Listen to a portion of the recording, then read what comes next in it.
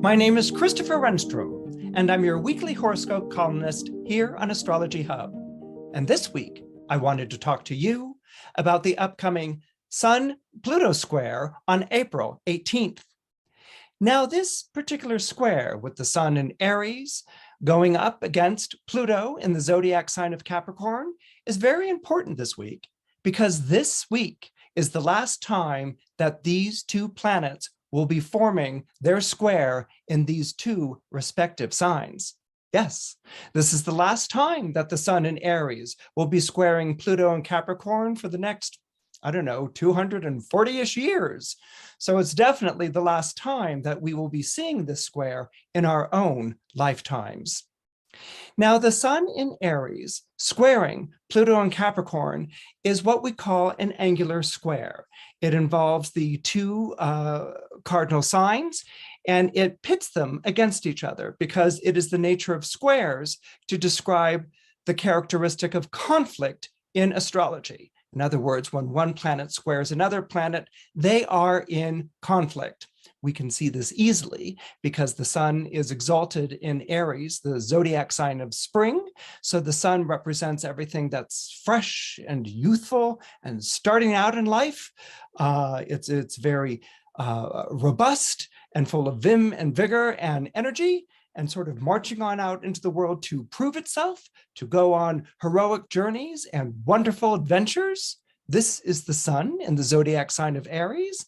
And so it's going up against, it's forming a square to Pluto in Capricorn. And Pluto in Capricorn has a tendency to sort of bring out the more old, crotchety, immovable qualities of the sign of Capricorn. Pluto in Capricorn sort of speaks to age and the sense of like, I'm not going to move from this position of power and authority that I have in life, and I will not relinquish this crown that I wear on my head for nothing. Okay, so what you have here is a kind of like Beowulf motif, if you will. Beowulf, when he's younger, is the wonderful hero who's coming to the rescue and slaying villains and being and doing all sorts of good in terms of liberating his people and rallying them around him. And then Beowulf, when he becomes king, holds on to his crown and throne jealously. He guards it jealously, and he won't sort of give it up. I mean, you've seen these characters all the time, like whether it's the Hobbit and then the Tolkien stories with the Lord of the Rings, or you've seen them in Game of Thrones. You know, these kind of crotchety, sort of despotic kings who have, stayed on that throne too long, and you're going to have to pry that crown and scepter out of my hands. Okay, and so the youthful energy comes on in and says, I will defy thee, and they go at it. Basically, what you're seeing is a battle between spring and winter. That's what's being illustrated by this particular square. This particular square has been occurring for all of us once a year, meaning annually, since the year 2008. Okay, so the square between the Sun and Aries has been going up against Pluto and Capricorn since the year 2008. And it's since the year 2008 that you may have been struggling or dealing with authority issues in your own life. Very, very much if you're born under the zodiac sign of Aries and Capricorn, you've absolutely been dealing with authority and what an authority figure means to you in your life, and really sort of your journey on the road of really understanding what authority is since 2008. And now it culminates here with their final square in 2022. So that's the question that I sort of want to ask you this week. What is your relationship to authority? Authority, the thing that you the thing that you can not live without, and the thing that you have to have in your life. Okay, who are the authority figures in your life? Is it a boss? Is it a government agency? Is it a client? Is it a spouse? Is it a parent? And what has been your relationship to this authority, and how much has it really transformed? That's the word that I want to use for you. How much has it really transformed since the year 2008? Again, this is going to be pertinent to people born under the zodiac signs of Aries and Capricorn, but it's also going to be very pertinent to you if you happen to have Aries or Capricorn prominent in your chart. Let's say you've got Aries or Capricorn rising. You've got Aries or Capricorn in the midheaven. You have Aries or Capricorn as a moon sign, where even if you have it angular, 4th house, 7th house, these are going to be issues that are going to be very powerful, very, very strong, and very resonant for you. And the authority that we're talking about here is basically a patriarchal authority. It's a patriarchal authority because I have found that Aries and Capricorn are 2 of the 3 zodiac signs that really speak to the father in a horoscope. What I mean by that is that if you were born under Aries, Capricorn, or Leo, then chances are the father is going to be a very strong and powerful figure for you. And you can have 3 versions of the father. You can have the heroic father, as established by Aries, or sometimes what I call coach dad, the one that's sort of like encouraging you, if not coaching you or challenging you to be the best self that you can possibly be. You can have Leo, which is the benevolent father.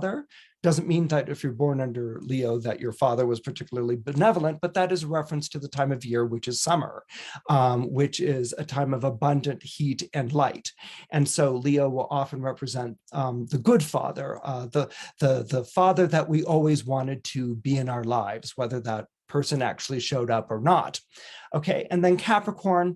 Capricorn is always associated, as I referred to earlier, as the dark father. This doesn't mean that if you're a Capricorn, you had a disciplinarian, strict, remote, or unfeeling father. What it simply refers to is the time of year of the winter solstice, which is the time of shortest days and longest nights, which is associated to the zodiac sign of Capricorn. This is a time in which there's a feeling that the father might not have really been around. He might have been absent physically from the home. He might have been a removed character, or he might have been someone who battled with his own handicaps, his own difficulties, his own trials and tribulations in life, things that would be associated to Saturn, which is the ruling planet of Capricorn. So here we have a square, a clash, and a square between planets is kind of like worldwide wrestling, if you think about it. Okay, it's the 2 wrestlers in the opposite corners, and they've got their face paint on, or their outfits or whatever, and they look at each other, and they go rushing at each other, and they body slam, or they throw the other one down to the ground, or up and over the rails, and all these sorts of things, and the crowd goes wild. The crowd goes wild. Okay, so this is what happens with the square. The 2 planetary energies go at it. They're combative, and or they are competitive with each other. Neither is going to yield the field. Neither of them is going to give an inch. Neither of them is going to allow for any leniency as they sort of like fight it out. Okay, and what we do when we look at a square between for instance, the sun in Aries and the Pluto in Capricorn, is that even though we begin with this idea that they're fighting it out, that they're very, very combative, what we do is that we examine what they have in common. And as I said before, what they have in common is the idea of the father, okay? So it's the idea of leadership, and it's the idea of authority, okay? And what you're going to want to do is really sort of ask yourself, what is your relationship to leadership and authority? And how has it transformed since 2008? And I'm deliberately using the word transformed instead of change, because transformed is a Pluto word. Okay, Pluto is the planet of ordeals and the transformations that arise from them. So in other words, whenever you have a powerful Pluto passage, and we've had Pluto in Capricorn since 2008, and it leaves in 2023, whenever you have Pluto very strong, or a very strong Pluto passage, there is this descent, down into the underworld. So Pluto, with its stay or its tenure in a sign, begins with kind of losing the things that the sign stood for in your life. Okay, so maybe Capricorn stood in 2008 for you. Maybe it stood for some sort of financial security or some sort of financial status. There was something about it that, whether you liked the authority figure in your life or not, there was a solid authority figure that you could rely and depend on, and this was sort of a good thing. So Pluto begins with a descent. So this was the first thing to sort of unravel or to go or depart or to leave your life, particularly if Aries and Capricorn is very, very strong in your chart. And then you went through this journey, this either it was the loss of an authority figure or having to leave an authority figure because maybe they had gotten too oppressive, maybe it was being kicked to the curb or the side of the road, something like that. And so what began was a very deep questioning of what you could trust in your life. It's not who you could trust. What could you trust? What could you trust in your life to be a parent, to be a father? What could you trust in your life to protect? And what could you trust in your life to secure? And what could you trust in your life to stabilize? And then, of course, what was your relationship going to be to authority? These are all the themes that would have been relevant since 2008. I start with 2008 because that's obviously when Pluto enters Capricorn. And these are the things that are coming to culmination right now. Okay, so that's why I'm asking you to ask the question, what is your relationship to authority? What is relationship to your father? What is the relationship to people being in charge? You have two very different ideas. As I said earlier with Aries, there's that heroic, fresh youth. The sun is exalted in Aries. It's exalted in Aries because of the spring equinox. Spring equinox begins the agricultural year. So there's this idea of youth and freshness and vitality, sort of going forward into the world, which is a very sort of Aries thing. We have to also remember that Aries is ruled by the planet Mars, named after the Roman god of war. So there is a soldierly feeling or soldierly flavor to the zodiac sign of Aries. It's not like the other two fire signs, which can be more about, I'm true to myself or I'm true to my mission in life. Okay, true to myself is Leo, and true to my mission in life, the higher purpose that is coming through my life, is very Sagittarian. Aries, by nature, the fact that they were ruled by Mars, are looking for a leader.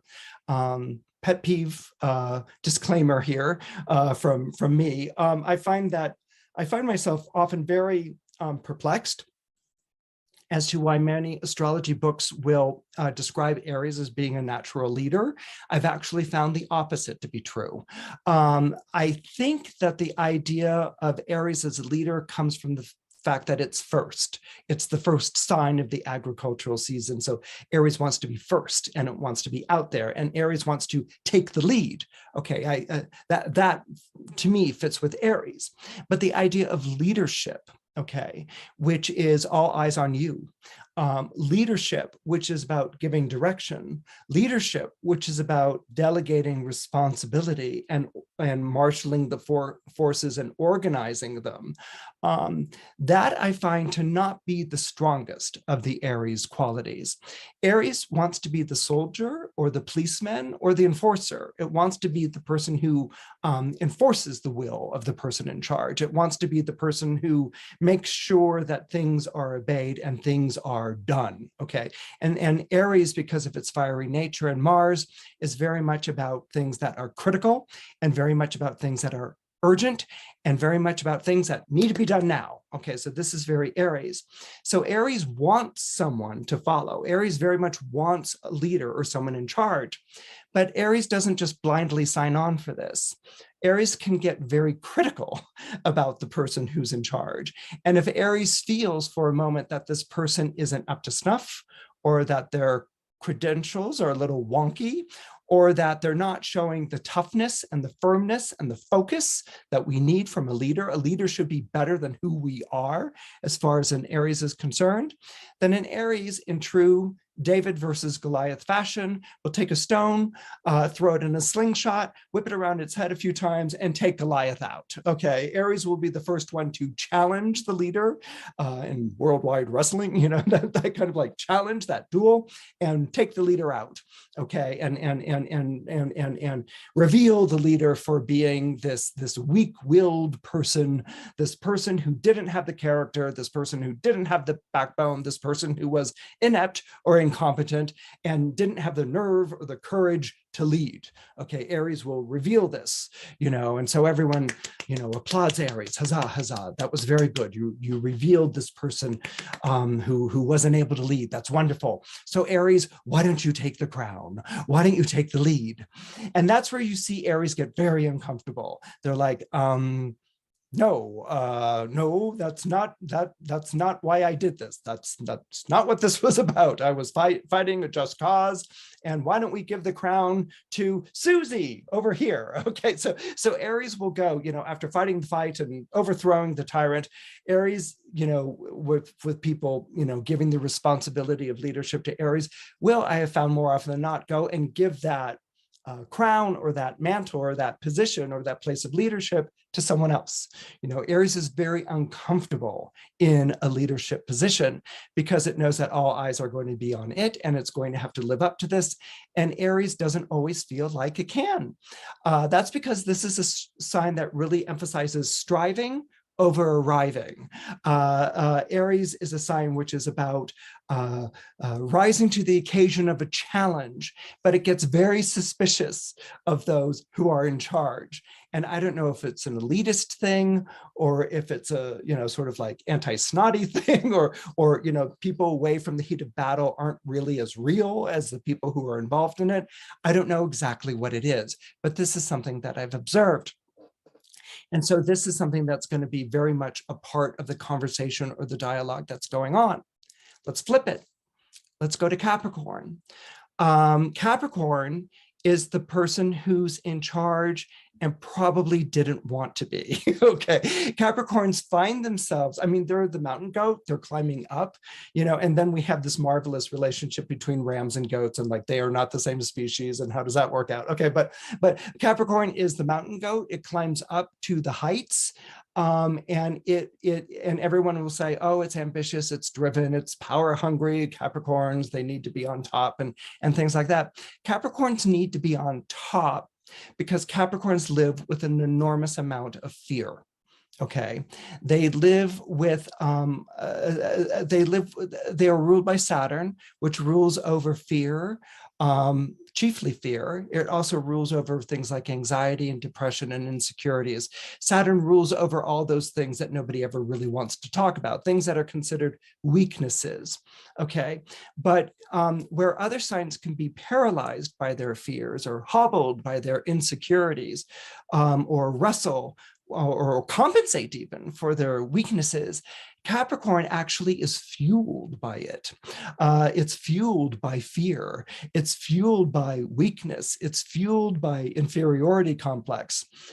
These are the things that actually motivate the Capricorn up and over the mountain in hopes that it will escape or maybe even master these things. It never does, but it sure gets a lot done and it sure gets very far because it's driven, almost spurred forward by these things. So there's an unquiet soul with the Capricorn, and sometimes it can veer towards the dark, and sometimes it can veer to the absolute light, which according to Marsilio Ficino was personified in the contemplative nature of Saturn and in its world wisdom of Saturn, which is the ruling planet of Capricorn. So Capricorns will naturally take on the position that nobody wants. Okay, Capricorn will take on those leadership positions that nobody really wants because Capricorn knows that with a leader, the buck stops with you. Okay, a leader doesn't pass the buck to somebody else. A leader doesn't say, "This is I'm going to leave now, and my country's at war and bye, I'm going to leave now and watch my country be at war from a faraway place. I mean, this is not what Capricorns or people under Saturn do. They might have great fear and they might have great dread, but they're not going to let you see it. And they're going to step up to the plate and they're going to stand in that unenviable position of leadership where you're standing for something, usually against enormously impossible odds. So again, our question is, what is your relationship to authority? We often think of authority as the person who's telling us what to do, or cramping our creative style, or stuffy or whatever. But hopefully I've described to you two signs that have a lot to do with authority, but they have maybe two different relationships to authority than you might have assumed or presumed at once. One is constantly questioning the person who's in charge, although ironically will follow their lead. And the other one who is questioning their ability to be in charge, whether they're making the right decisions, but is spurred forward by their fears and anxieties to do something that nobody else wants to do, okay, to take on that leadership job that nobody else wants to take on. Capricorns don't do this for the glory. They do it because of the necessity. They do it because someone has to step up to the plate and to do this. So another quality that these two signs have in common is a ruggedness. There's little comfort that both signs have in taking on these particular stances or taking on these particular positions.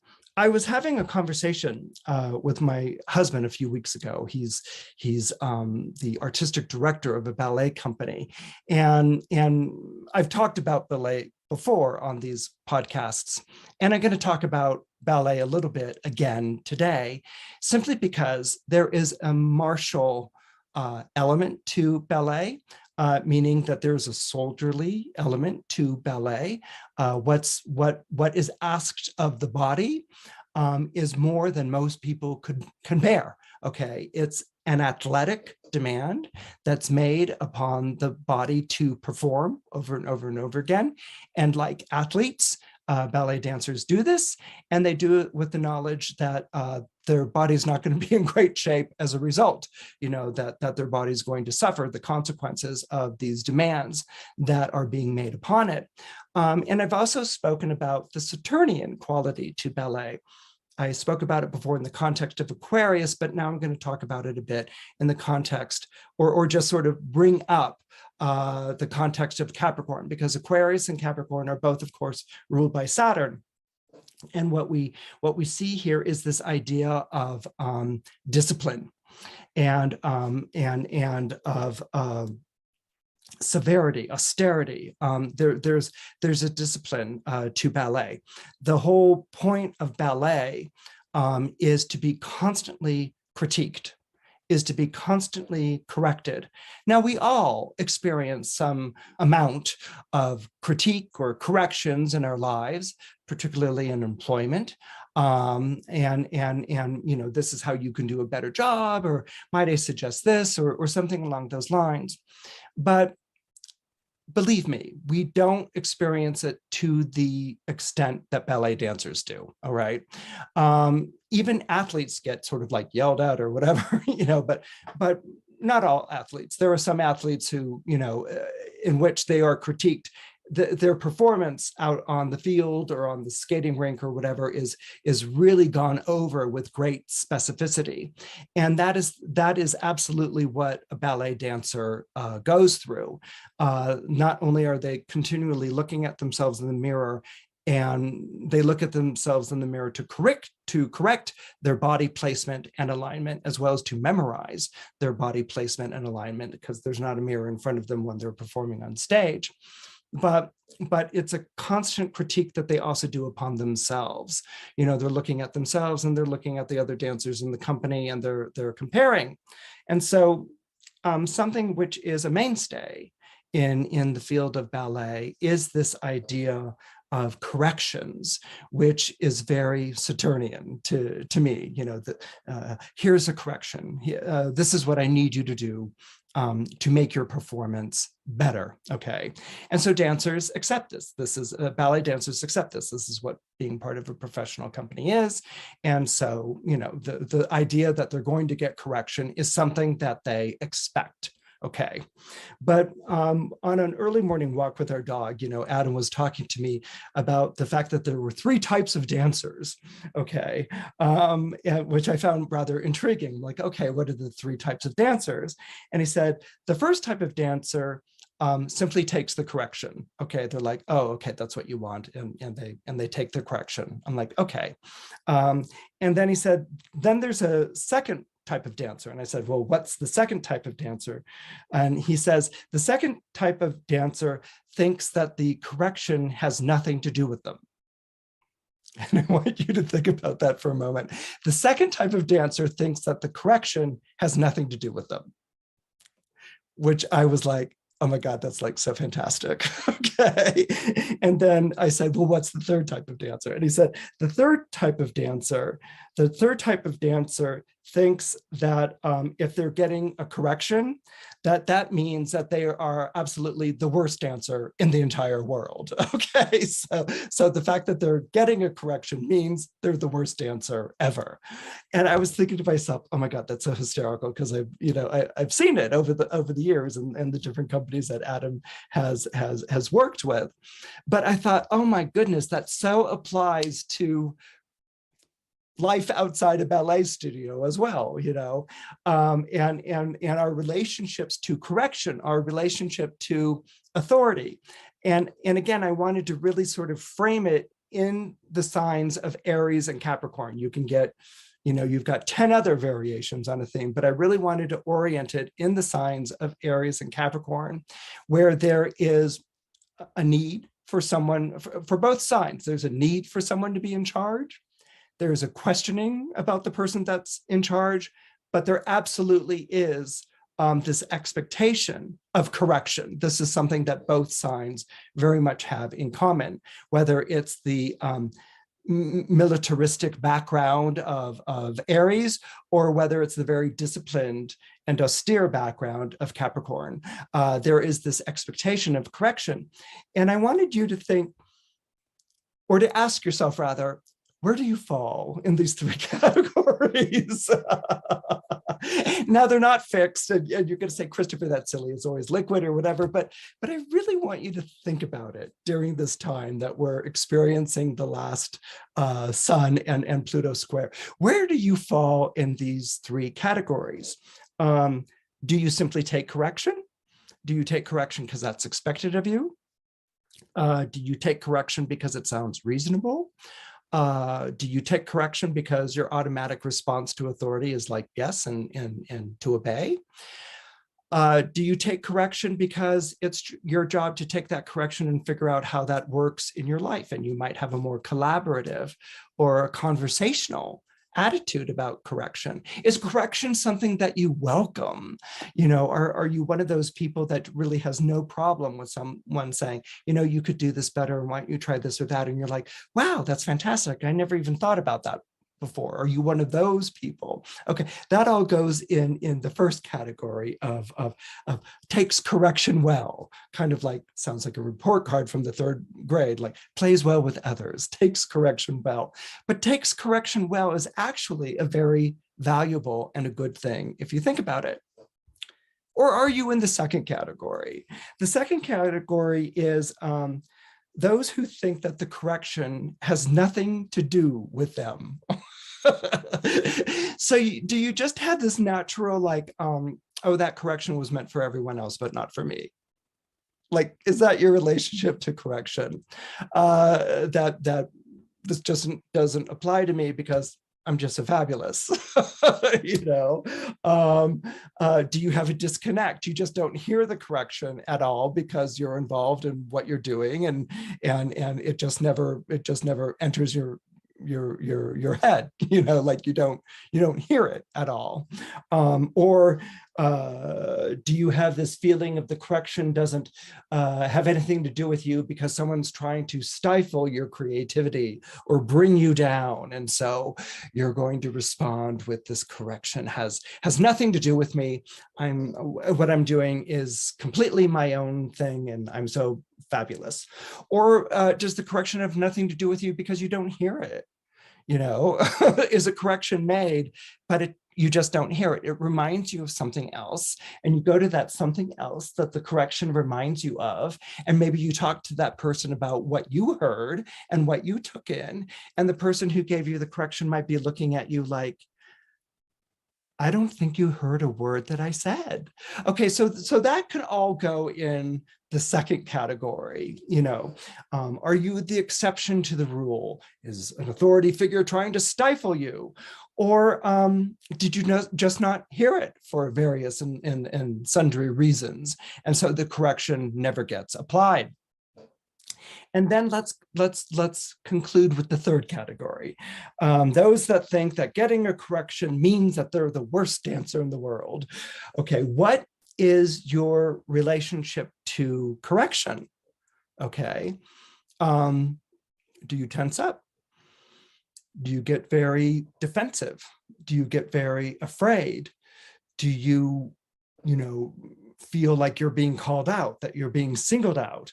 That if you admit to the correction, if you say, what was that again, or what was that correction? If you acknowledge, if you acknowledge the correction, does that mean they found your weak spot? Does that mean that they found your inadequacy? Does that mean that you're going to be ripped to shreds or critiqued like pecking birds?